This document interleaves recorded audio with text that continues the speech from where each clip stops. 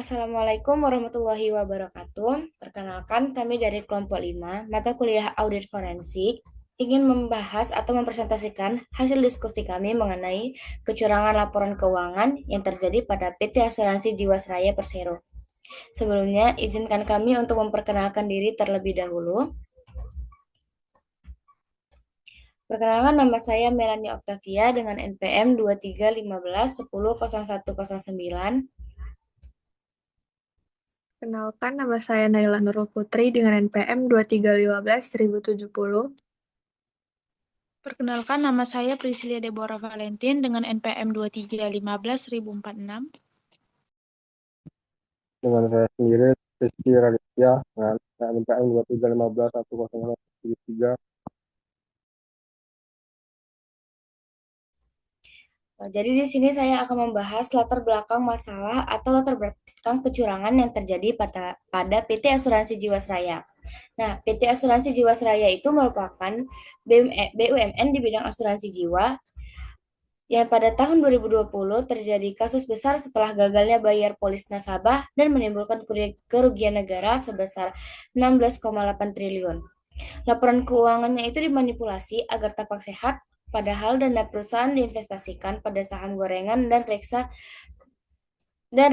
yang tidak liquid.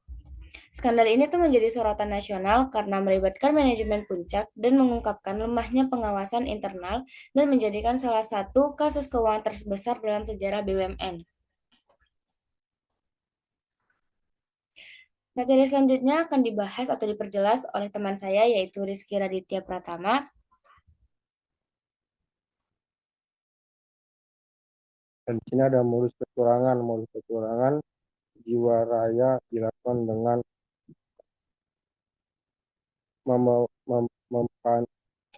ya, memanipulasi laporan keuangan untuk menyembunyikan kerugian. Salah satunya melalui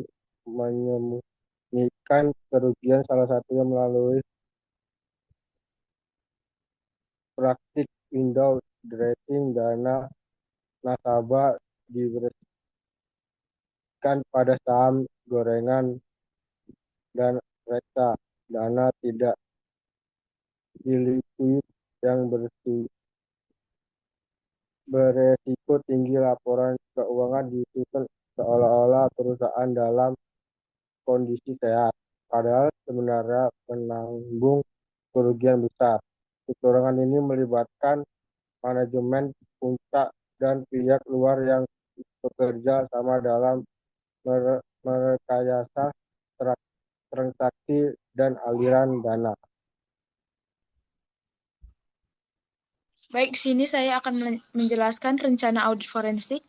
Yang pertama itu ada identifikasi pihak yang terlibat, di mana di dalam kasus Jiwasraya, audit forensik bertujuan mengungkap keterlibatan manajemen puncak, termasuk mantan direktur utama, serta pihak luar yang berperan dalam rekayasa investasi dan manipulasi laporan keuangan. Yang kedua itu ada pemeriksaan dokumen keuangan dan transaksi, karena laporan keuangan Jiwasraya dimanipulasi agar tampak sehat, itu diperlukan audit mendalam atas dokumen investasi seperti pembelian saham dan reksadana yang sebenarnya itu tidak sesuai standar. Yang ketiga itu ada analisis pola transaksi, di mana skema investasi Jiwasraya itu melibatkan pembelian saham gorengan secara berulang dan tidak transparan. Audit forensik menganalisis pola ini untuk menemukan indikasi transaksi fiktif atau benturan kepentingan. Yang keempat itu ada penelusuran aliran dana atau follow the money. Salah satu fokus utama adalah menelusuri kemana dana nasabah dialirkan, termasuk kemungkinan pengalihan ke rekening-rekening milik individu atau perusahaan lain yang bekerja sama dengan pelaku utama. Yang kelima itu ada wawancara dengan pihak terkait, di mana untuk menguatkan bukti, auditor itu perlu melakukan wawancara terhadap pihak internal, Jiwasraya dan manajer investasi yang terlibat untuk memperoleh pengakuan atau penjelasan terkait proses pengambilan keputusan investasi. Dan yang terakhir itu ada penyusunan laporan hasil audit. Semua temuan dikompilasi dalam laporan audit forensik yang menjadi dasar penegakan hukum, penuntutan, serta rekomendasi perbaikan sistem pengendalian keuangan Jiwasraya. Selanjutnya akan dijelaskan oleh rekan saya. Baik, selanjutnya di sini ada kebijakan pencegahan masa depan. Yang pertama itu ada penguatan tata kelola perusahaan atau good corporate governance. Di sini Jiwasraya gagal karena lemahnya GCG. Maka diperlukan sistem pengawasan yang kuat dan transparansi dalam setiap level manajemen. Yang kedua itu ada transparansi investasi dan uji kelayakan atau due diligence. Di sini investasi Jiwasraya sebelumnya tidak melalui analisis yang memadai. Ke depan, setiap keputusan investasi harus melalui proses uji kelayakan dan transparansi. Yang ketiga ada audit internal, berkala, dan independen. Di sini tidak adanya kontrol internal yang efektif membuat kecurangan tidak terdeteksi. Audit internal harus dilakukan secara berkala dan tidak boleh dikendalikan oleh pihak yang berkepentingan. Yang terakhir ada penerapan whistleblower system. Di sini perlu sistem pelaporan rahasia yang melindungi karyawan atau pihak lain yang melaporkan penyimpangan. Ini penting untuk mencegah penyimpangan sejak dini.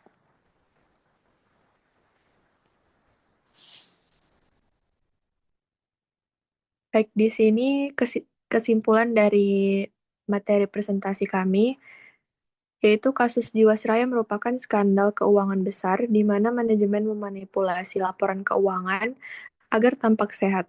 Padahal perusahaan mengalami kerugian besar akibat investasi pada saham gorengan dan reksa dana tidak liquid.